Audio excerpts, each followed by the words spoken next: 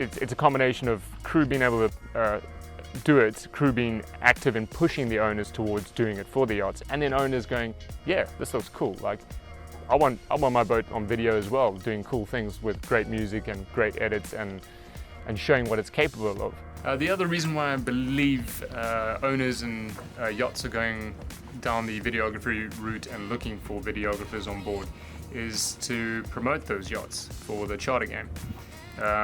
Charter game is huge these days, and providing full walkthroughs, highlighting the vessel's key features and capabilities, and showing that in various locations around the world can really set a vessel apart from the others. But there's also a lot of owners that want to film their boats, film just purely their vacations on board, or their time on board, and the things they've been and done, and new cultures they've taken in. And they don't want that going anywhere. They don't want their faces, they don't want their children, family, they don't want anything on the interior of the vessel that might be a personal attachment to them exposed on social media. But they still want the videographer on board to come and film and edit, and then he's just got a whole, and I think there's more boats out there like that than vessels that are actually sharing stuff on social media.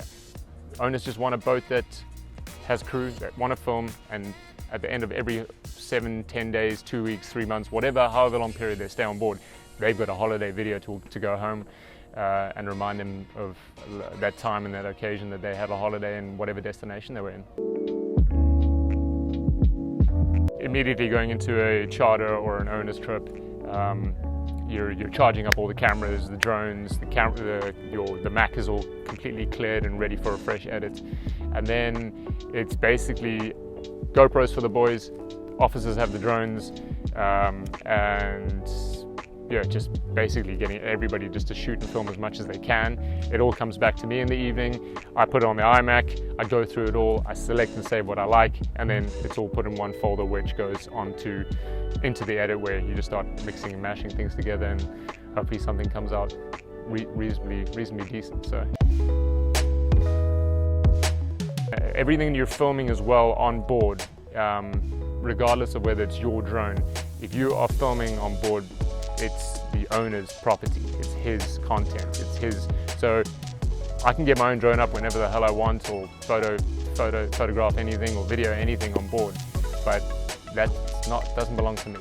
And that's where there's a fine line there, where you've got to be really, really careful as a crew member not to overstep your mark, and respect the guy that's hired you to do your job on the boat, and he wants it to be portrayed in a specific light, if he wants it to be portrayed at all. So it's a delicate balance. I just kind of learned as I went, but I had the time to do it back then, and I maybe dedicated a few more hours to make sure I knew what I was doing.